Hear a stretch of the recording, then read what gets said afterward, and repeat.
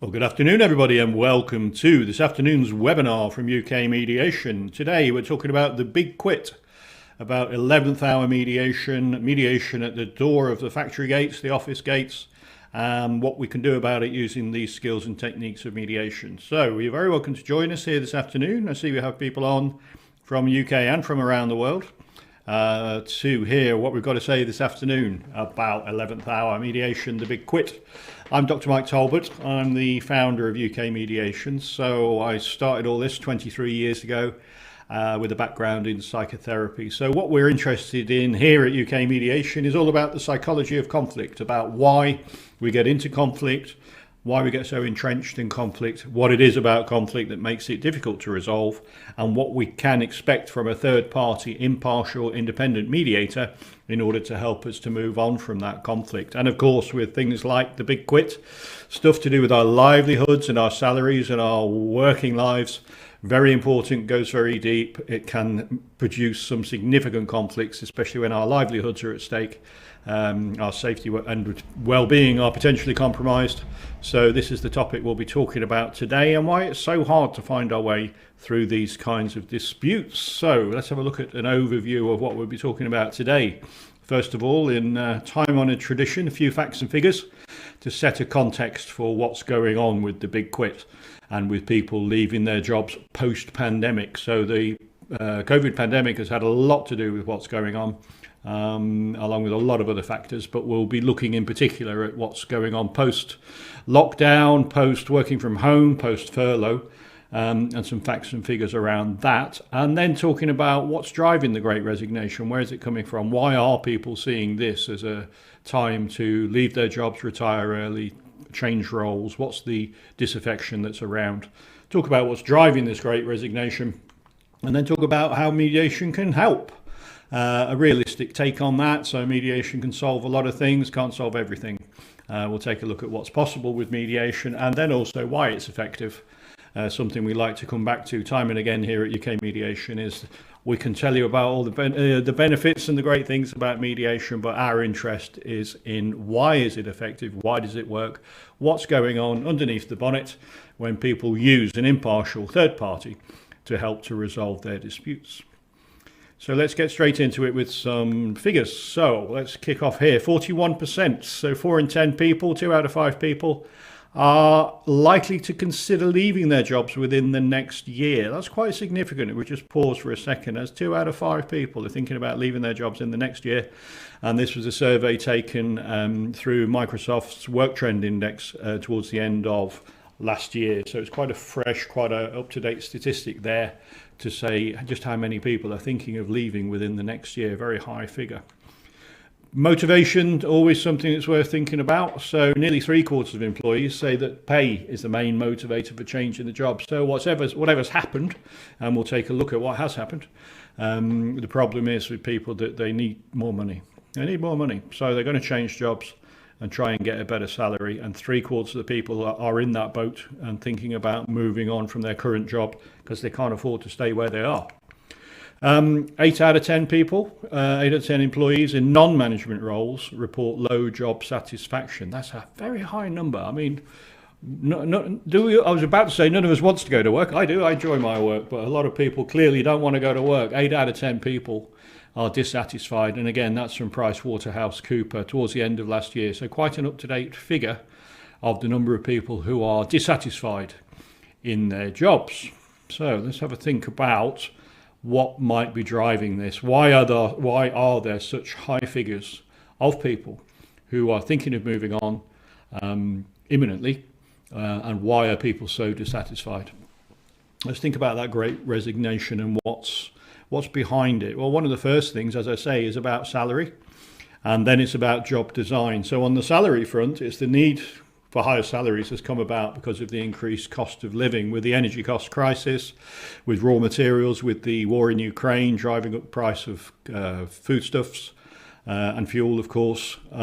People are short of cash, and with inflation heading towards 18% within the next 6 or 12 months, we're in a position where really people need more money. So it's the need for higher salaries is a significant driver. And a fundamental need that we all have is to feel sufficiently compensated. So if I'm doing a job that's worth X, I don't want to be paid 3/4 of X. And I think people are more and more acutely aware of how their jobs have changed throughout pandemic and lockdown, how things are now at a position where actually they need every penny they can get, and we're more closely scrutinising this mismatch between our salaries and our workloads or levels of responsibility. And quite often people are working with a job description that doesn't quite accurately describe what they're really doing. So the JDs, the job descriptions, need to reflect the responsibility and workloads that people have. So this is a little bit more than anecdotal. We see these kinds of things all the time in the sorts of disputes we're working with, the kind of things that our mediators are working on right now. So we need more money, we want to feel compensated, and we want to know that actually the job we're doing is what we've been hired to do. And where this is not the case, it's a very disaffecting thing for employees, particularly when they feel as if they're banging their heads against a brick wall with their employer or knocking on a bolted door and not really getting anywhere in raising these concerns with their employer. And consequently, people are, to such a great degree, as we saw there with the statistics, they're moving on. Let's have a think about structure or the flexibility of roles. So particularly significant given the amount of working from home that people have been doing throughout the pandemic. We've learned that you can do a lot from home. So most roles can be done working from home. And interestingly, we're seeing two sorts of disputes here. We've got some people who got so used to working from home, they just want to carry on working that way. Other people who really didn't like it because of their personal circumstances, the setup of their homestead, the context in which the home life is run, they want to get back to work. They would like to be back in the office. But some roles, many roles, can actually be done largely or completely from home. And employers are only realising that through the necessity of having to work from home during lockdown. Now they're saying, well, okay, you can stay at home then. It seems as if this works quite well, keeps the overhead down, we need less office space. So why not continue working from home? And that doesn't suit some people, whereas conversely, it really does suit some people who are perhaps not being allowed to do it. Other thing is about the increased focus on work-life balance and people realising that actually I can get by.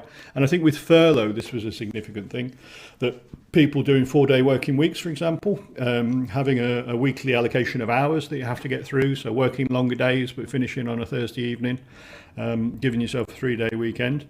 So where these aspects of flexibility are not offered, or where this sort of more dynamic structure around people's working lives is not offered, I think this is also a real source of disaffection to some people. So we want our employers to give us a structure that reflects our context, life stage, family needs, for example, and we also want that flexibility of role, particularly when we've got more used to spending time with family, spending time at home, having this sort of flexibility of a weekly allocation of hours so that I can have this longer weekend. If that's taken away from me just because we're back to work, clearly that would be a real source of disaffection for a lot of employees. Okay, let's have a look at even more disaffection, so organisational reshuffle. So during COVID, we've streamlined teams and groups. There have been redundancies, unfortunately. Furloughs have proven that we can perhaps do the job of, with fewer people. And I think that's a real problem. There have been a lot of organisational reshuffles. Again, we come across a lot of cases where the call to our case managers will begin, we've had a reshuffle and... So that can be it can be a plus for some people. It certainly is a minus for a lot of people. So downsizing a workforce, streamlining teams and groups, reallocation of people to different teams and groups, and it's clearly been brought to the surface by what we've learned through the introduction of furlough and with ensuing redundancies with the situation around COVID. Also, new staff coming in, because we had such a high turnover of staff in a lot of industries, and including early retirement, which I'll come on to mention. There are new staff coming in, so places get reshuffled. Certain sectors, it's quite clear to us that there's a high intake of less experienced, less well-trained people at the bottom end. And this means the organisational reshuffle, and it can be that certain groups get particularly disadvantaged by such reshuffles. So again, another driver for the big quit. And then we come around to our particular focus, which is around workplace conflict. So what happens at the interpersonal level? This is our thing. and we'll have a look at how we can apply mediation to particularly the interpersonal factor.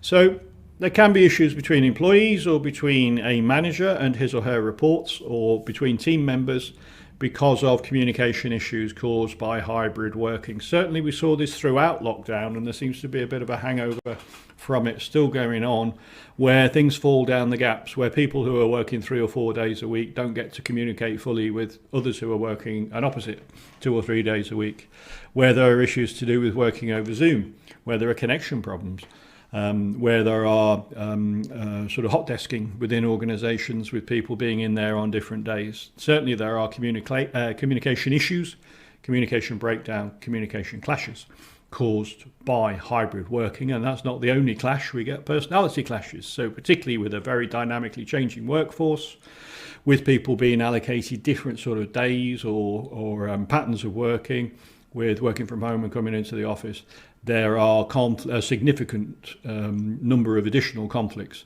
due to the personality clashes. Perceptions of favouritism is one thing that lies behind personality clashes, where somebody seems to have got a better deal than somebody else, or somebody seems to have got what they said they wanted in terms of their work design and somebody else didn't. So those personality clashes, and then with different teams and reallocation to teams, restructures, new people coming in the bottom of the organisation, disagreements over management style. It's a significant source of workplace conflict, is how a manager talks to his or her team and to his or her reports, how we deal with problems, how we address conflict, managers being conflict competent, being able to address things between their own workers, their own reports, and we do it badly, and we suddenly have a rather a snowball effect in terms of workplace conflict. So how somebody manages you, and of course at the extreme end of that there are allegations of low-level bullying and harassment from workers who don't feel they've been treated right, who don't feel that they are getting what they would reasonably expect from an employer of choice. So all of these sources of workplace conflict, on top of cost of living crisis, on top of people's changing work designs with working from home or working in the office, on top of organisational restructures, new staff coming in, giving rise to all of these sources of workplace conflict. So that's the problem. And we can see it's a significant problem when we look at those statistics that I did at the top of the webinar. So it's not something that can be brushed under the carpet. And as I've said, we are seeing this firsthand with the increased number of disputes and sort of situations that are coming to us for mediation. And we ask ourselves, with all of these potential referrals that we have, can mediation help? We're very keen to help, particularly our longer term clients, people that come back to us month after month, to understand when mediation would be the remedy of choice and when perhaps it wouldn't. So our main answer to whether mediation can help for most types of workplace disputes around those personality issues, those 4 sort of groups of things that were on the last slide there, our answer is a big yes. In most cases, mediation is going to help people to come to the table to discuss in a rather more reasoned, adult to adult way what's going on, to have a clear exposition of the needs on both sides, for the mediator to help people to take more of a future focus where we make a plan around what's going to happen rather than looking at blame and fault from the past. And provided the dispute is around the relationship, around interpersonal issues, mediation is probably going to help. Where we have a bit of a contrast there is where the problem that the employee is bringing to the employer is when it's more about a commercial nature. In those cases, mediation can help to make the conversation happen, but we're not arbitrating, we're not trying to enforce the tenets of employment law, we're not trying to enforce the company's own code of conduct. What we are doing is getting people talking, and this is what mediation is about, is to get people to come to the table and have the conversation that really needs to be had. If it's more of a commercial nature and it needs more of an arbitration, a soft arbitration around what people are entitled to, whether they're being afforded their rights, whether they are being paid appropriately, whether they are at liberty to insist on a different design of working from home, working in the office, for example, we're into a slightly different animal there. So when we're looking at the commercial mediation, where it's around contractual issues, where it's around something that would need some sort of a judgment or an evaluation from a third party, or where it's already going through a legal process, then we're into something different. We're into what we would refer to as employment mediation. So workplace and employment mediation are two different things. And employment mediation is appropriate for when the psychological relationship between employer and employee has completely broken down and is irretrievable. Workplace mediation is more about where it's disputes of an interpersonal nature. So workplace mediation, these are allegations of bullying and harassment, perceptions of unfair treatment, perceptions of favoritism, breakdown in communication, issues of management style, personality clashes, people just not having the discussions that need to be had. This is about, we reckon, about 80% of mediation work in this country is around those kinds of issues, which would mostly be in workplaces. Clearly, there are a lot of other areas of mediation we work with as well. But here we are. Workplace mediation is to do with disputes of an interpersonal nature. Employment mediation is more of a commercial model.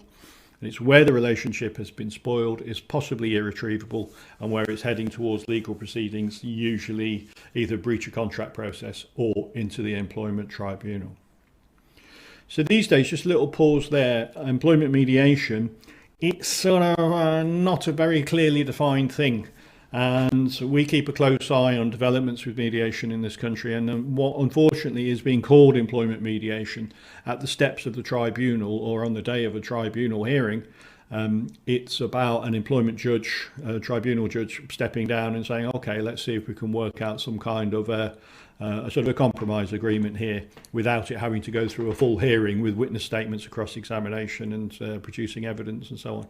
So employment mediation, that term is used for that kind of soft arbitration that employment tribunal judges do, or the kind of soft arbitration that legal practitioners would offer. I don't want to knock it too much. It's a good remedy for people rather than going through the stress and delay and often the expense of an employment tribunal. It's not really for our money, the ticking the boxes that would mean it is actually mediation. The practitioner is often not impartial. The party's attendance is often not voluntary, and the process, if it's in the tribunal, certainly is not confidential. And for us, those are three building blocks with mediation. It has to be an impartial practitioner, it has to be voluntary participation, and it has to be about that sort of future focus to do with people's needs and interests. And in that sense, it needs to be kept private. Okay, so employment mediation is more like arbitration, would be a shorthand way of saying that. So they're kind of different things, those two animals. But supposing we have a workplace dispute and we're going through a workplace mediation process where it's more to do with the relationship and the interpersonal issues, why do we bother? Why is it a good idea? What are the benefits? First of all, if you can keep employees by whatever arrangement you come to, if it's something to do with job share, if it's something to do with a change in work design, if it's resolving a problem to do with management style, if it's to do with a team dispute, which means that people don't enjoy coming into work anymore, and they probably, if they're within a few years from the end of their tenure, they might retire early just to get away from all that grief. In all those cases, if we can manage to keep people, it reduces that need to rehire. Saves a lot of costs, saves time, saves retraining. So we can keep people in their jobs in a way that suits them, in a way that suits the employer. And if mediation can buy that for us, I think that's of itself a fantastic selling point for having mediation in place. And the other thing really is about more of a cultural thing to do with the workplace, where we have a more inclusive and robust workplace where we can deal with and can accommodate and can welcome and value the diversity of requirements that employees bring to us. So if somebody does have caring responsibilities, if somebody does have 2 children under 5 at home, if somebody's personal relationship is broken down and suddenly they're the sole breadwinner, if we have a tendency for people to want to work from home or a tendency for people not to work from home, we should be able to deal with that. We should be able to accommodate that. And thereby foster a much more inclusive and a robust workplace, which is not just future-proofing what goes on in the workplace, but also is contributing to being the employer of choice. Employers who can accommodate this diverse range of needs are likely to be more attractive employers, to put it very briefly. And the third thing is then that leads to is reputation. Reputation can be key in certain competitive areas of industry. And certainly a lot of employers would like to be an employer of choice. It's interesting how the job market has gone. There are a lot of job vacancies around. So at the moment, it's an applicant's market, if you like. There are relatively, compared to say 4 or 5 years ago, there are relatively few applicants for every job because of the oversupply of vacancies. So company reputation is more important. The potential applicant has got more choice about whom they apply to work for. And companies want to build that reputation as having an inclusive, a robust, and employee-focused approach so that they can attract candidates. So our next question is about why is mediation so effective? So we've seen where it might apply. We're not saying too much about sort of the commercial mediation end to do with employment mediation, because I think it's sort of gone off into more of a civil mediation model, more of a evaluative settlement conferencing. It's gone into an area where we consider it's not particularly mediation. It's sort of a thing done by legal practitioners mostly around looking at a dispute, applying some knowledge of the law, a little bit of whispered legal opinion, proposals for settlements that would afford people mostly their employment rights or employer rights, and then coming up with an arbitrated solution to what's going on. Fine, it works, it's not mediation. But come back to the areas where we think mediation can work, away from the sort of civil mediation end of things, on interpersonal disputes. So think about now the communication breakdown, the problems with management style, the allegations of low-level bullying or harassment, perceptions of unfair treatment, or simply where there's a conversation that needs to be had. And right now, in their current mood or psychological predicament, people are not having that conversation. So why is mediation effective in those areas? Well, let's say that mediation, it's a way, one definition, to bring about a better and more constructive conversation between people. Sounds kind of obvious, and as with a lot of stuff to do with the theory of mediation, it is. And mediation, I'm often saying this, is not technically complex. Doing it well is quite difficult, and doing it very well takes a lot of practice. So it's a way to dealing with the psychological predicament of the parties, taking into account the context in which they have come into dispute, and basing that within the culture of an organisation with all of the drivers and imperatives I've talked about. What it boils down to is getting people to the table so they can have a better and more constructive conversation about what is leading them to have conflict with the other party or parties. And the second thing is we want to get it in at a point where we're precluding formal action. And there are so many occasions where we have gone in with mediation. One of our mediators has gone in there to do what we do, and people say, oh, I wish we'd have tried this sooner. I wish we'd have done this before the investigation, or before we got legal practitioners involved, or before we started hurtling off to the employment tribunal, because we probably could have precluded the need for all of that formal action. So we can preclude the need for a stage 2 grievance process. We can preclude many aspects of disciplinary action. There are some we can't. And we can certainly preclude court or tribunal action by having a go at mediation before it gets to the point where the relationship is completely spoiled. Now, it very much depends on people's inclination and motivation, which I'll come on to, but provided parties are willing to give it a go, there's a very, very good success rate with mediation when it's done at that point, before the relationship breaks down, before people have started issuing proceedings, and certainly before people start heading out the door. And the third thing to say about mediation and why it's effective is it tends to transform the relationship beyond just the immediate dispute. So it's not just about sorting out that argument about working from home versus coming in the office, or the argument about how people's jobs have changed or been redesigned because they have new recruits or somebody's come back into the office post-pandemic. But it's about transforming the working relationship in such a way that when people encounter difficulties in the future, they'll be better equipped to deal with it because of the interpersonal bridge between them that's been constructed through mediation, because of the better understanding they have of each other, and because of the fact that they now know how to communicate.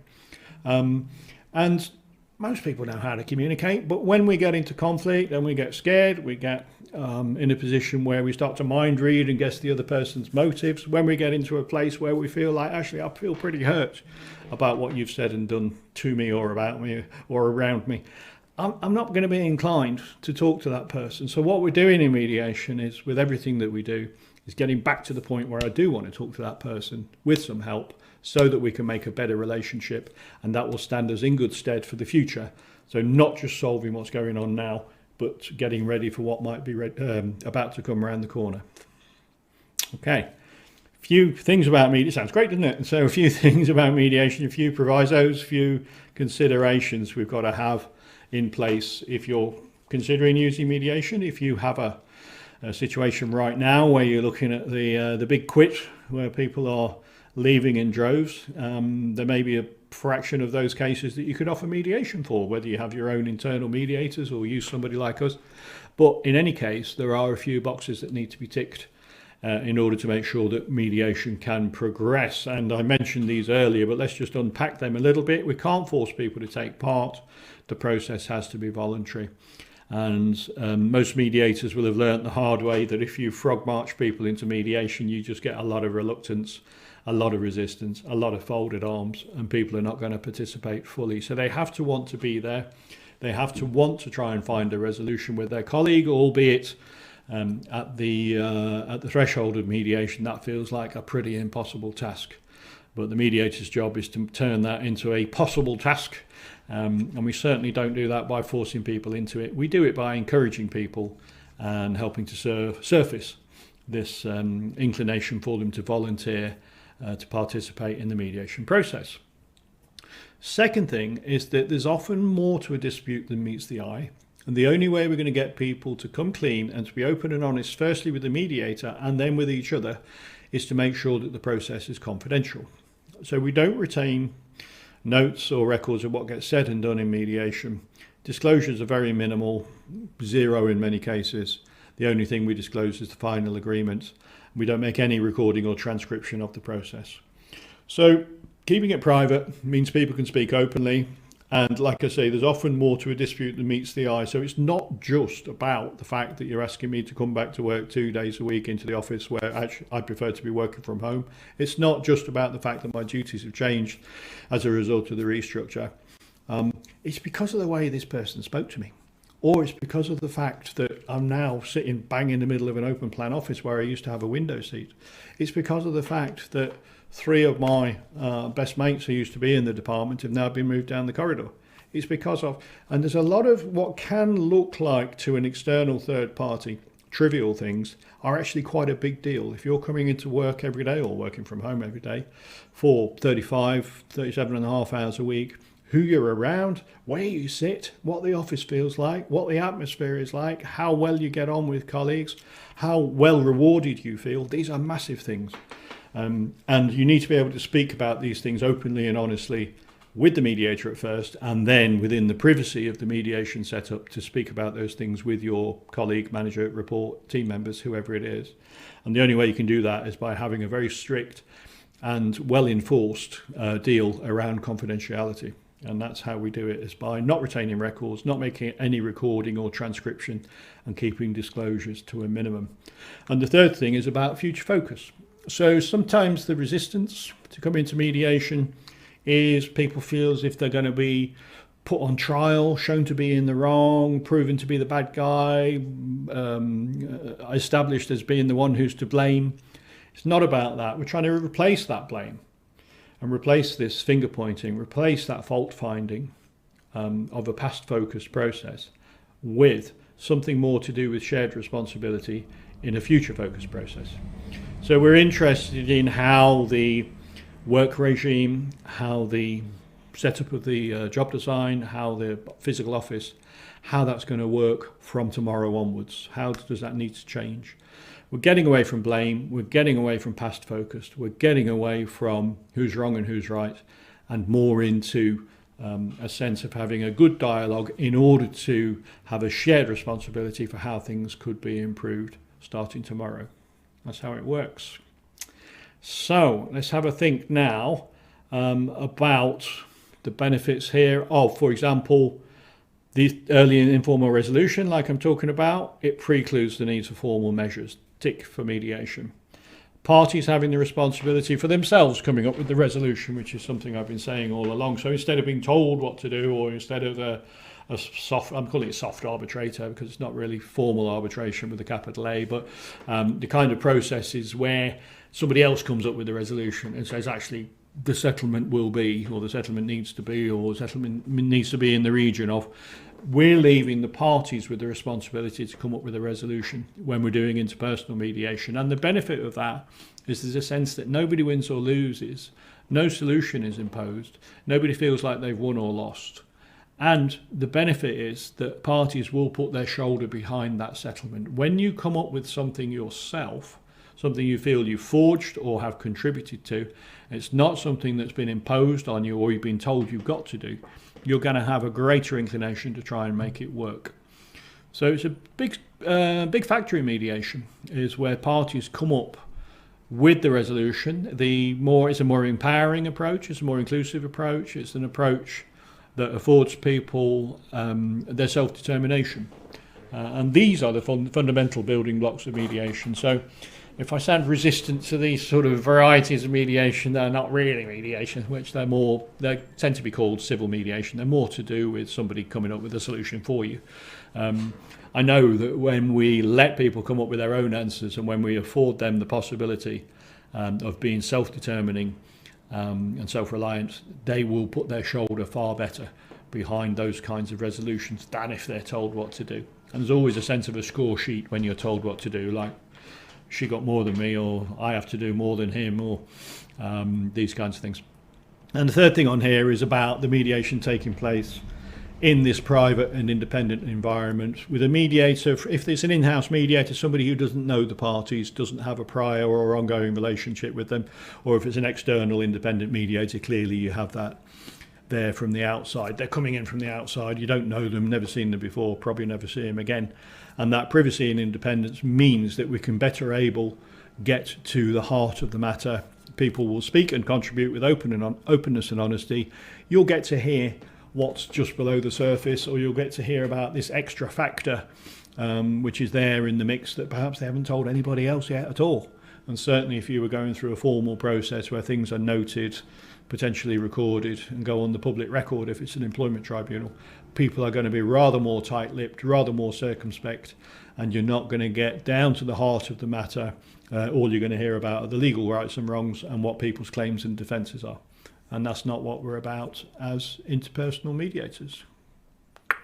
So there we have it, a pretty whistle-stop tour through what we're finding with the use of mediation post-pandemic, post-COVID, we hope, in addressing the big quit. This massive figures that we came in with today about how many people are leaving or feel dissatisfied, disaffected in their jobs, the kinds of reasons that are behind it, and what we can do with interpersonal mediation to preclude formal measures, legal action, and ultimately people leaving their places of employment. So that's our webinar today on the big quit. I hope there's something in that for you. Do get in touch if it triggers anything. We'll be very pleased to hear from you. We always get a flurry of emails, just questions after these webinars, and you're very welcome to come to us free advice for any issue you might be facing at the moment, and we can let you know if mediation might or might not help.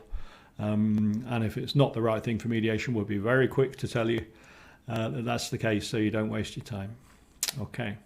Around the corner, we have some more webinars coming up. Just a very quick trip through these. So what we got coming up in terms of our program of regular webinars. We do these webinars about once a month, usually on a Friday lunchtime, and they're all in the archive. I'll give you a link for the archive in a second.